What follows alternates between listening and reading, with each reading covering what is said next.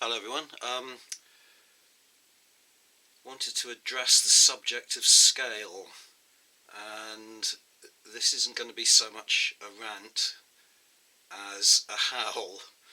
Um, as many of you probably know from watching an earlier video of mine, I picked up this set of rules at Selwig a week or two ago, and I resisted the temptation to buy any figures at the time,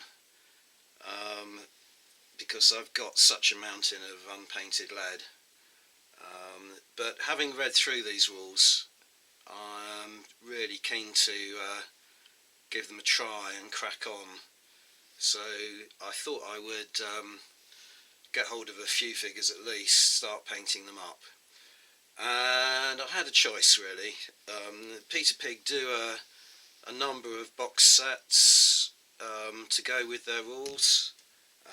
They're 15mm, and I would have been quite content to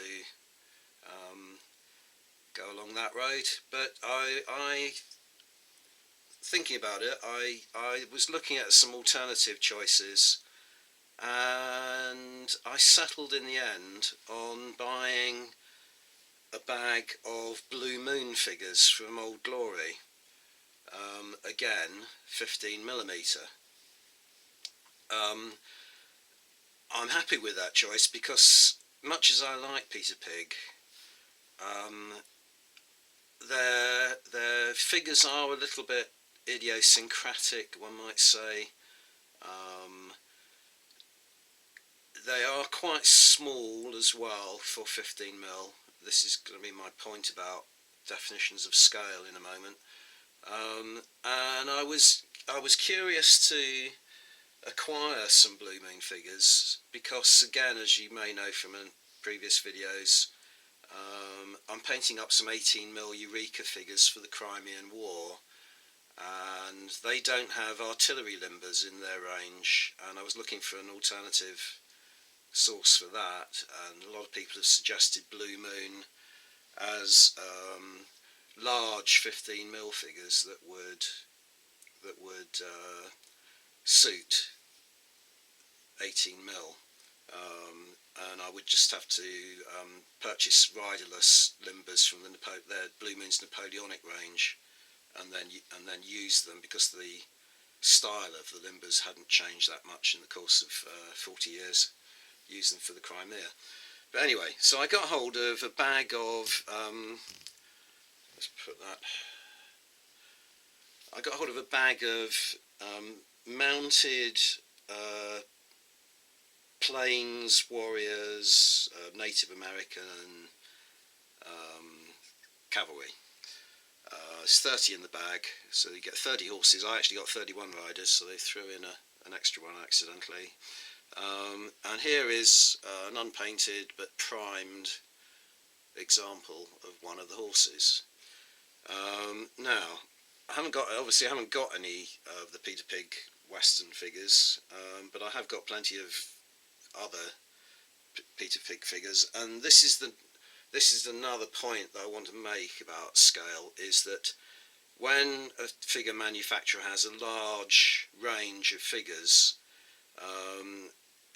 normally their definition of the scale is standardized between the different periods that they produce figures for. So these are two figures for the Russian Civil War, and if I show you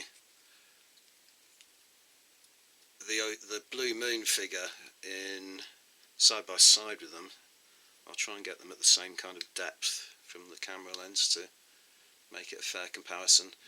And you can see that the Blue Moon figure, they're both defined as 15mm.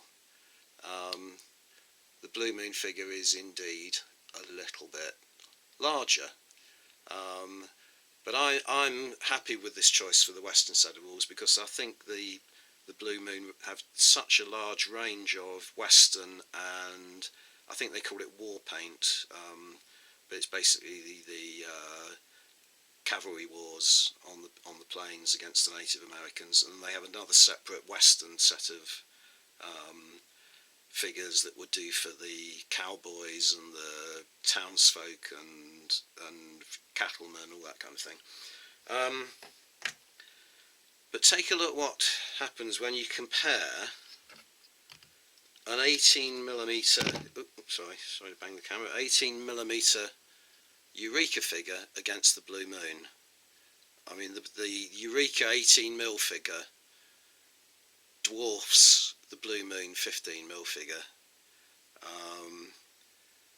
as you would expect it to do, because they are defined as being the same scale. But this has effectively knocked on the head my thoughts about acquiring any Napoleonic limbers. They're just going to be tiny in comparison to the Eureka figures, and I'm not content with having that kind of aesthetic clash on the tabletop. But anyway, it's really got me thinking about scale and how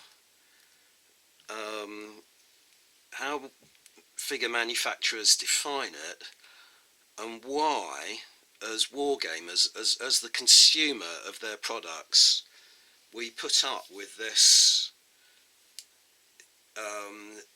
really annoying discrepancy in how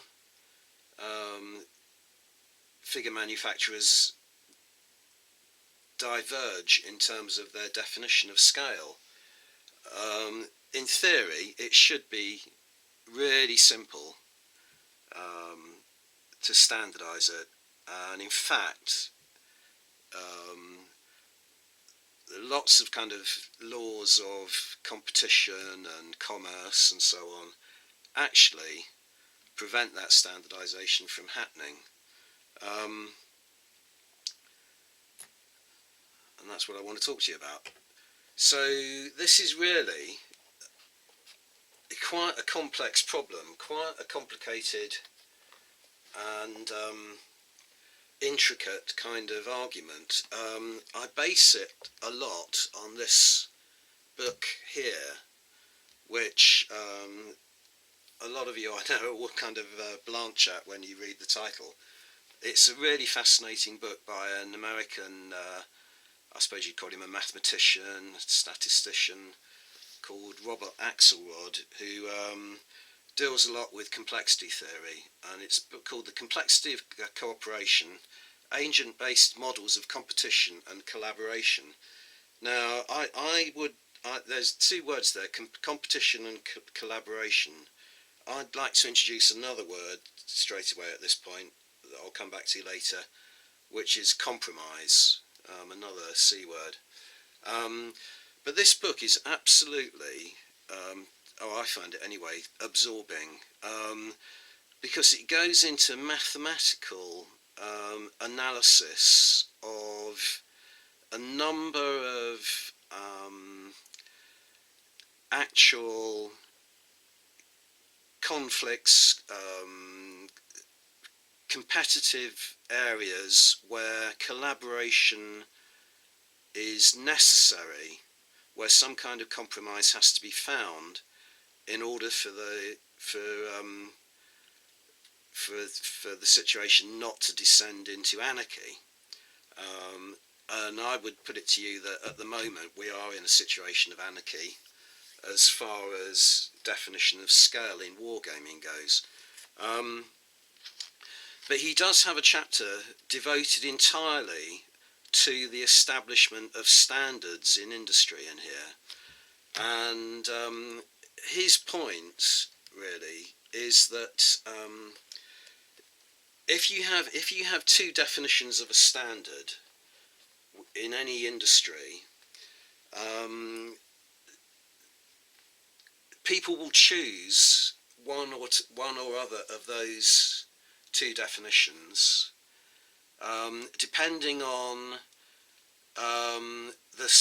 depending on the number of other potential competitors who also ascribe to that definition of the standard, but also they will look at what they stand to lose by cooperating. Now, this is a really important point because in terms of wargaming, when you think about it, um, if you take, say, this Eureka figure of 18mm, um, Eureka had far more to gain by producing a slightly odd figure size than they did by deciding that they were going to conform with the marketplace in general and produce figures that matched in size another competitor's range. And you can see this exactly in my conundrum, my dilemma now with these figures, that I have nowhere else to go other than Eureka to complete my range. I mean, I've looked at Blue Moon, they're not the same size, they don't match up. I'm going to have to wait until Eureka bring out an artillery limber or do without one entirely. But I have gone down a road now and there's no turning back, and Eureka are gaining a commercial advantage through that.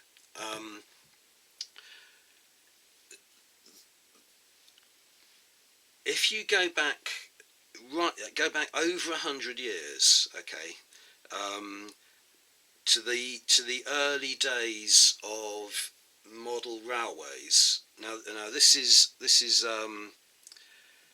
the other thing I want to say really about.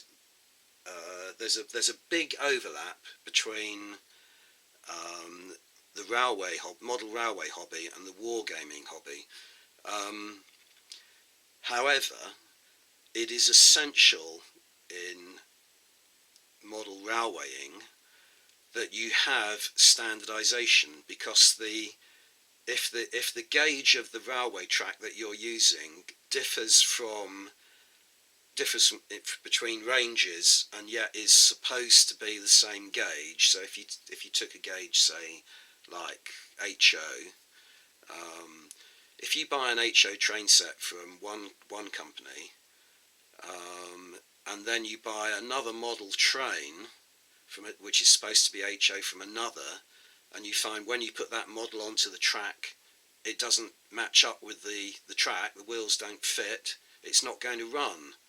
So from a commercial point of view, there is every incentive for the two manufacturers to cooperate. It's completely the opposite with wargaming. There is a commercial incentive for them not to cooperate. However, there is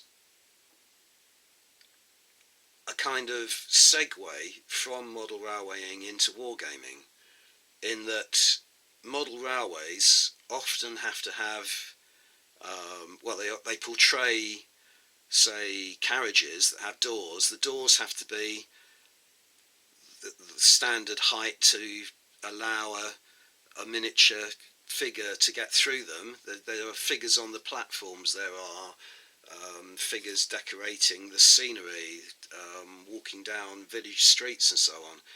So a lot of what the wargamers started to play with, if you're my age, was, say, the old HO00 Airfix figures, the plastic figures. So they kind of had to coincide with an already established standardization.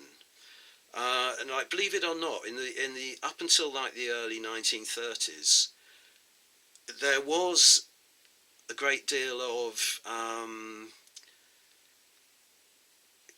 not conflict, but discrepancies in the way even something like HO would be defined.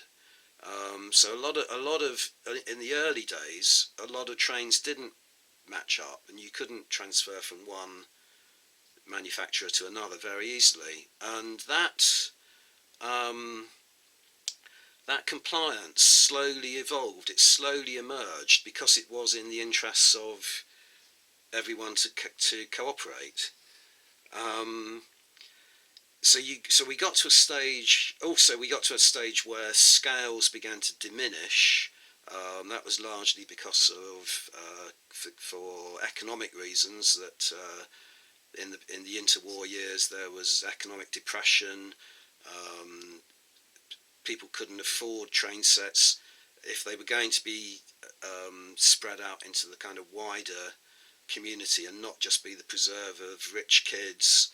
Then they had to be standardised, but they also had to be cheapened and so on.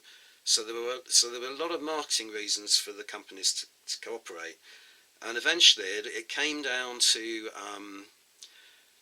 a recognised standard. The HO scale represented 1 in 87, which is the equivalent of 3.5 millimetres in model scale to every foot in real life. 00 on the other hand, was 1 in 76. Now, for some reason, the Airfix and so on, as I remember it, always used to be defined as 1 in 72. That is certainly the scale that the more modern manufacturers of plastic figures, such as this box of Strelets figures here, describe themselves as 172. So you can immediately see there that as you move from model railwaying into model wargaming, the lines and the definitions are beginning to get blurred.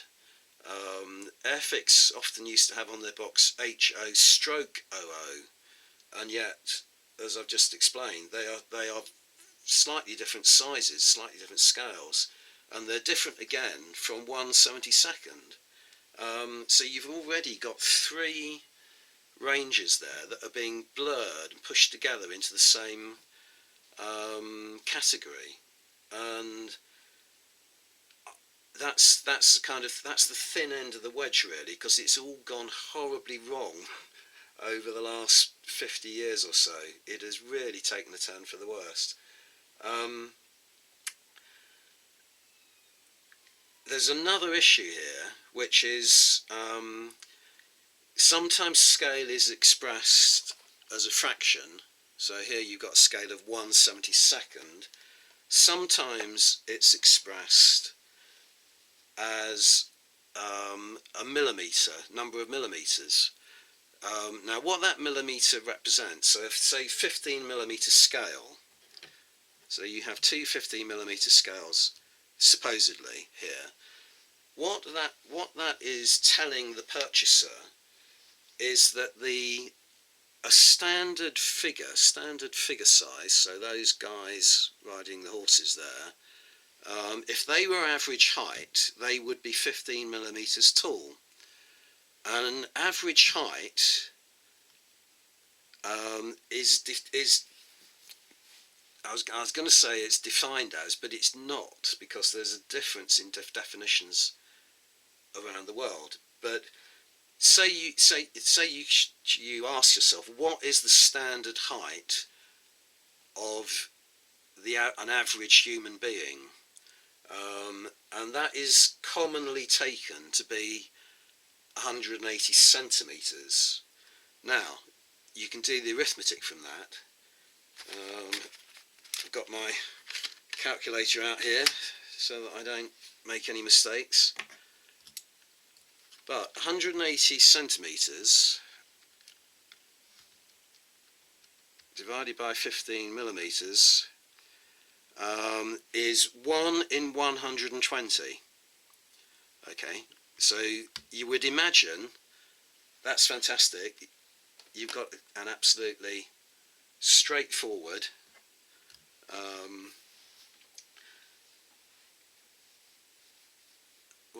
a straightforward adjustment from scale as defined by the height of a figure into scale as defined by a fraction of the real world.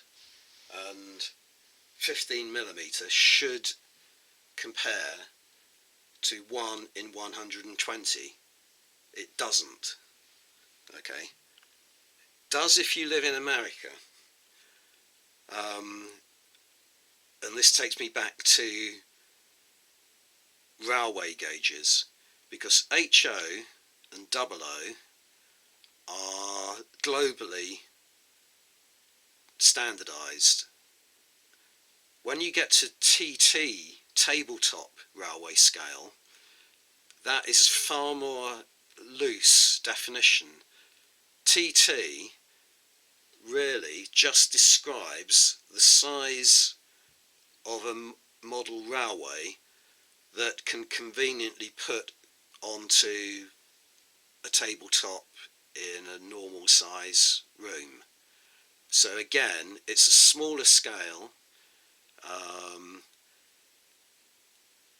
It's another kind of attempt to budget your model railwaying so that it allows greater access and economies of being able to fit it into your bedroom or your attic or whatever. But the reason I mention it is that Peter Pig have a lot of models. I mean, this is one, the Russian Civil War, which these figures come from. They have trains, and their trains are modelled to fit onto TT railway. Now, in Britain, in the UK, TT isn't defined as 1 in 120. It's defined as 1 in, and this is an awkward number, 1 in 101.6. A massive difference, absolutely huge difference. I have always, and it's only since I've got, I'm constantly agitated by scale.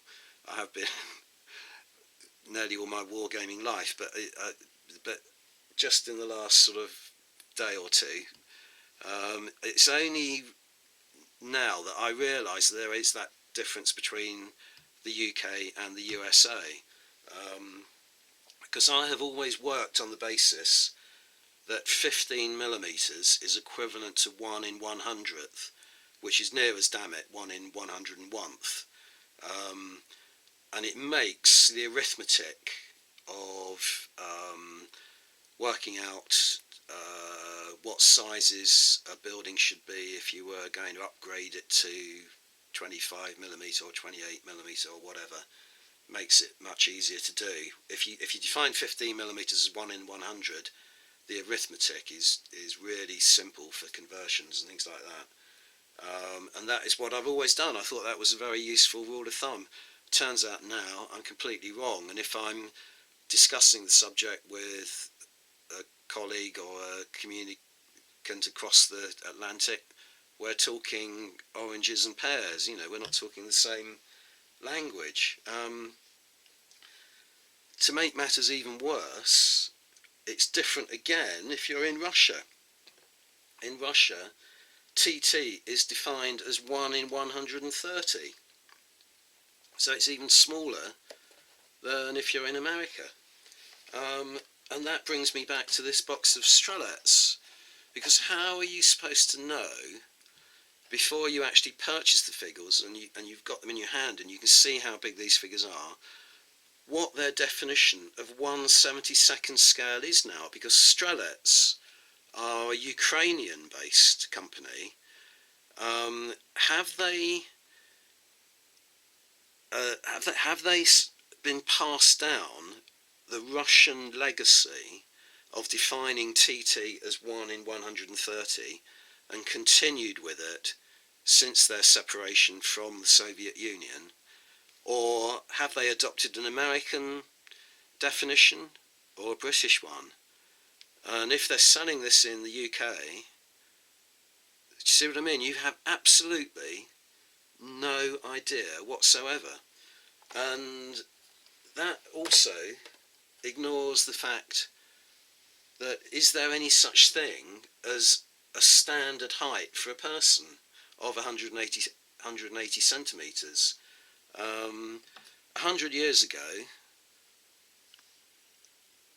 definitely in England, and I would imagine the same was the same in Russia, average height in the population was a lot smaller. I mean, I've gone through a lot of genealogical records for my family in the past, and a lot of them that served, say, in the Great War. Their service records are still extant, and that always details the colour of their eyes and the colour of their hair and their height. And most of them are about 5'4", something like that. I think 180 centimetres is about something like 5'10", 5'11" maybe. So if you're going to say you've got this additional problem that if you're going to say 15 millimetres is the average height, 15 millimetres equates to 180 centimetres, should not these Russian figures be even smaller than 15 millimetres in order to relate that scale to the real world, to the length of a standard metre, which hasn't changed since the time of the French Revolution, for instance. It's a complete quagmire. And on the same, on a sort of in a similar vein, you have another measurement. Now, this is a model I bought quite recently of a World War I battleship, German battleship, battle cruiser, the Seydlitz. Now, it's well documented how long the Seydlitz was. I can't remember. I couldn't tell you the figure off the top of my head, but its length is known to the nearest inch.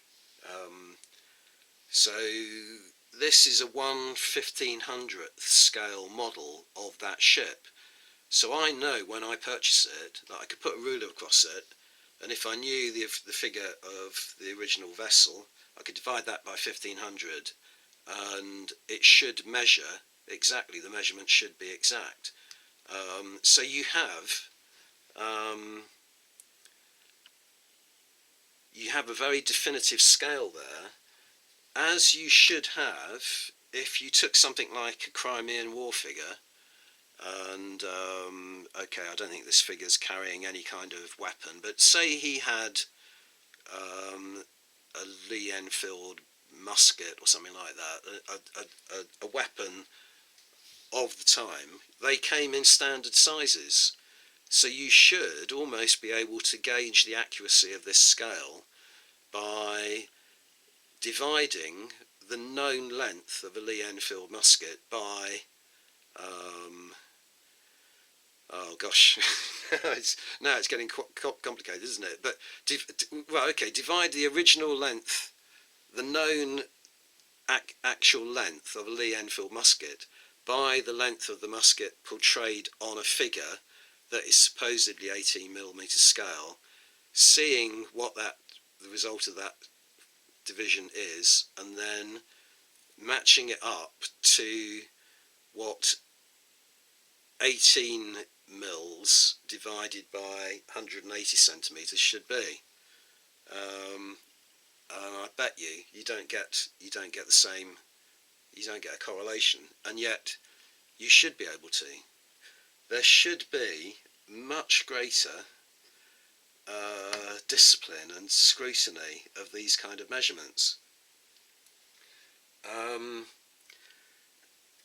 Now, where has this got us? Is this me winding myself up, or is there a far more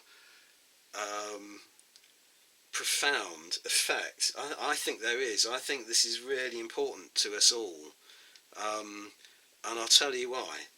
A friend of mine got in touch with me recently, and he told me about a new wargaming club that's just getting established in Plymouth.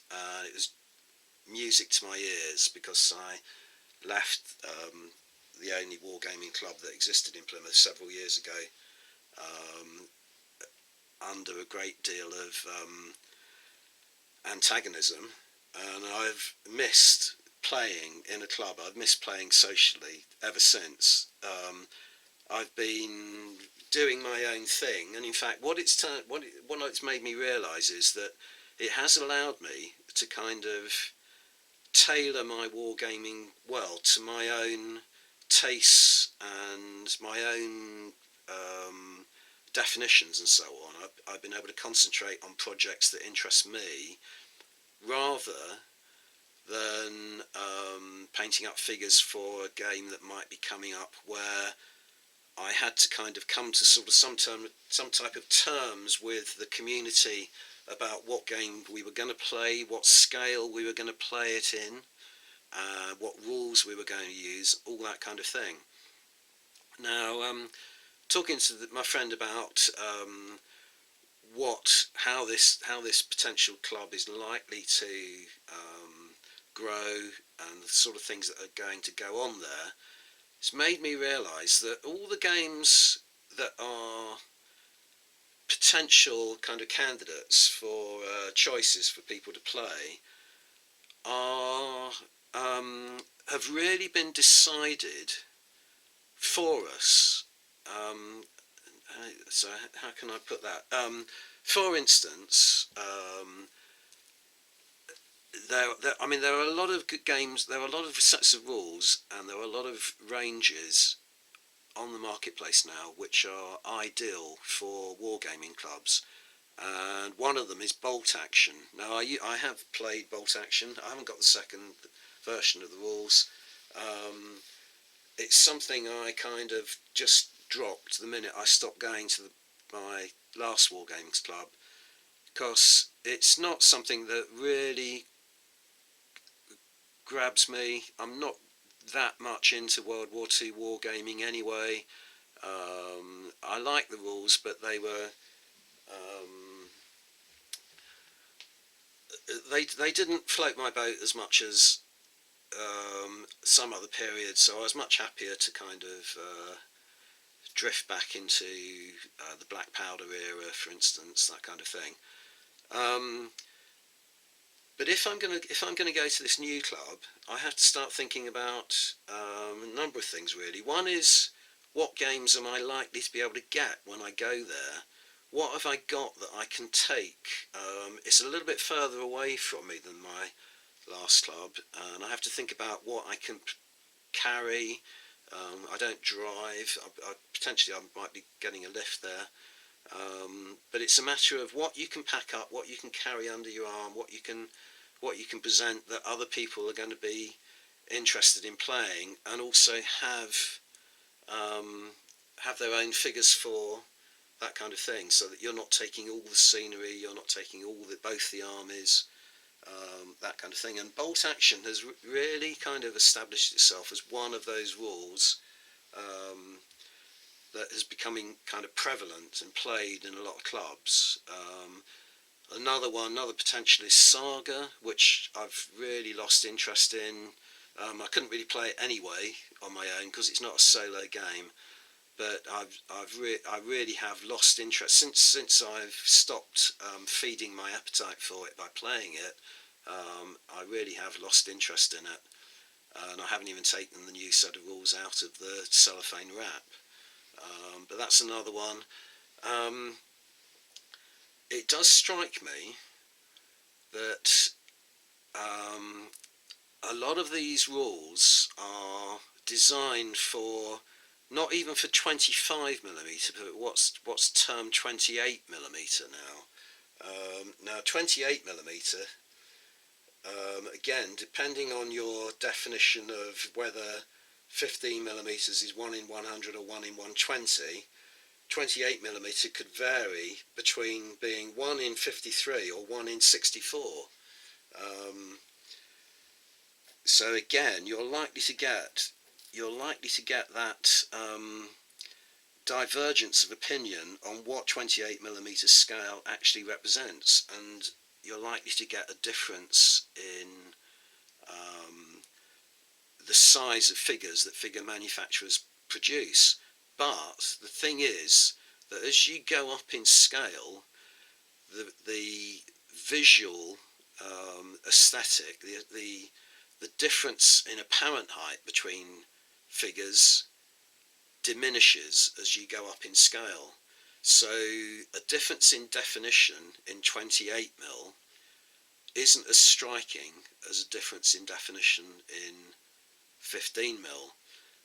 And I think that is one of the reasons why 28mm wargaming is becoming more popular. It's because if you have a range that isn't complete, you can find the things that you are lacking in one range, such as artillery limbers, in another, and there isn't that clash, that aesthetic clash, the sort of jarring of the eye that you notice in 15mm. So I think that is one reason. I mean, there are a lot of other reasons as well. Partly, again, it is easier to carry a skirmish game's worth of figures, say 50 figures, to a club than it is to take an entire Napoleonic army to play black powder, that kind of thing. So I think this is exactly what's happening. To get back to the Axelrod book, what he suggests is that you do get a conformity of agreement on standardisation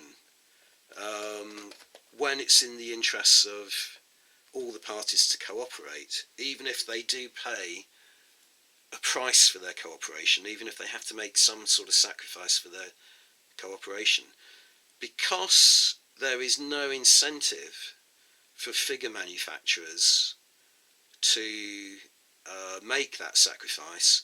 What has actually happened is that the sacrifice has been passed on to you and me, that we are being forced down a road where we choose our historical wargaming periods, not necessarily because of our interest in that period.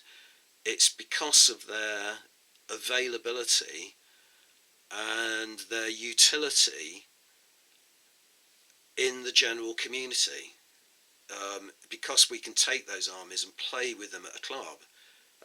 So I doubt very much if I will ever be able to do anything other than play the Crimean War on my own, because it's highly unlikely that I will be able to find a like-minded enthusiast in the neighbourhood. So I'm immediately beginning to look at my bolt action figures and thinking, well, yeah, they're suitable to take to this club, and I'm making the compromise by playing a period that I'm not particularly interested in, rather than the figure manufacturers making a compromise by rescaling their ranges so that they fit into a universally accepted definition of what the scale should be. So it's an example of a phenomenon called emergence. Something has emerged, a wargaming culture has emerged, but it's not anything to do with our requirements. It's emerged because of the situation that has developed with the lack of definition of scale that we have come to accept, and this is the case. I mean, I pick my wargaming periods because I am a keen student of history, and there are lots of wargaming periods that I'm interested in, because there's a vast amount of history that I'm interested in. But you will commonly see people are picking, say, the Napoleonic era. You commonly see comments and hear comments on the internet and on YouTube about people who are painting up Napoleonic figures and playing them at their club, and then openly confessing that they have no knowledge of the period. that they don't know the history. They're just playing it because they like the uniforms, they like the game, and they can take their figures down to a club and play with them. So we're moving away from a true kind of interest in historical wargaming into an interest in gaming that is set in the context of a historical period. There's a very big difference between those two things. So anyway, that's a long. I said how it is a how because I really do feel that I'm despairing now. There's no solution to this problem. I think, as I say, I think what's happened is that as a wargaming community, we have bent rather than the consumer pushing their requirements onto the manufacturers. The manufacturers are actually deciding for us what periods we play and what scale we play it in. Okay, that's me finished. Thanks for listening, everyone. Bye for now.